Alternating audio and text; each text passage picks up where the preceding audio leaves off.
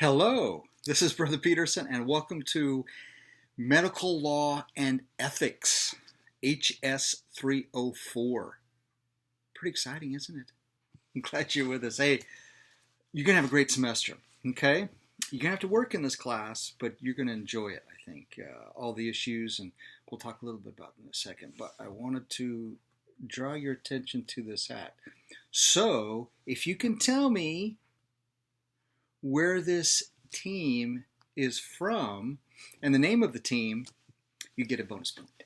Okay. And hint, it is not in California. Okay. All right. So, medical law and ethics. This is the textbook that we're using. Now, just a quick note on the textbook.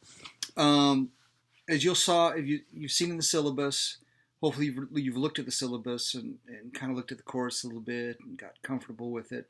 As you'll see, you'll have auto access to the book, and that's something that's automatic, and you're billed for that. Now you can ask to be removed from that, and then of course you'll have to go and get this book some other way. Okay, but make sure you get the 8th edition if that's what you do. Otherwise, you'll have the electronic version. Now, some of you may need to see the hard copy. I know I'm kind of that way.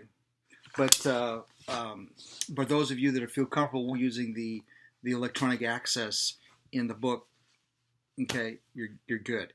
Another note that if you end up dropping the class, which I hope you don't, but if you end up dropping the class, you'll be charged for the book if you drop it after the drop deadline, okay? So you won't be charged for the book if you drop it before the ad drop deadline. Okay. So week 1. It's an exciting week because I love week 1. In fact, week 1 is one of my favorite weeks other than the last week. Week 1 is my favorite because I get to learn about you. So what I want you to do is go into the discussion boards and tell me a little bit about you. There, in the assignment, there will be some questions you need to ask, and then you're going to also need to look at a case we call the Kevorkian case that talks about the right to die.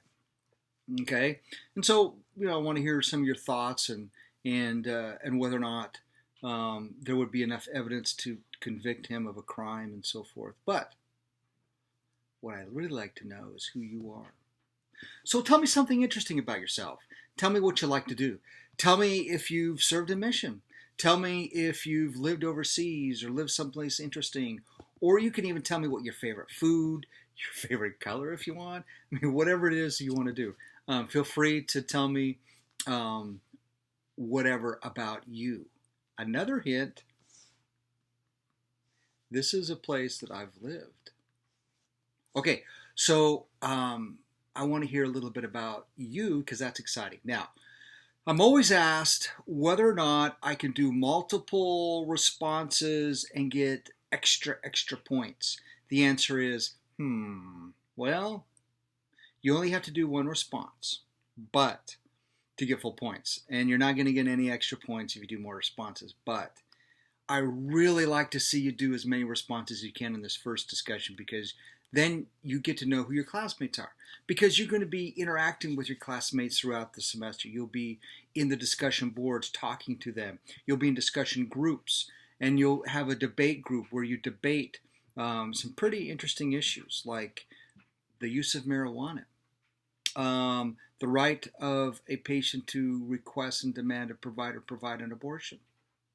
We're also going to look at pro football and whether or not there's an ethical obligation on providers to maybe do something to stop pro football because there's too many concussions. These are some interesting issues that you're going to be looking at. You're going to be talking amongst your classmates. So it's a good idea to read what they have to say and put that into your debate and ask questions back and forth and kind of introduce yourself and get to know these people. So your classmates. All right. Now, last thing I want to talk about is the quizzes in this course. They're difficult. I'm not going to hide the ball. They're difficult.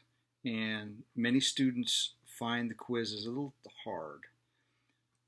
That's why they're open note. They're not open book, but they're open note. So take good notes, review your notes before you take the quiz, and realize the quizzes are written in order to not trick you isn't the right word, but make sure you know your stuff.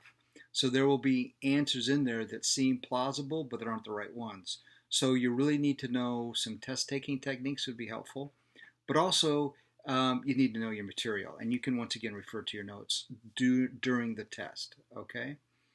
All right. So last thing I'm going to say is that I'm very happy you're with us. I'm grateful for this opportunity to work with BYU Idaho because BYU Idaho is a great place. You're in the right place. And the Savior loves you. Okay? That's awesome. Learning is awesome. You're awesome. Have a great week.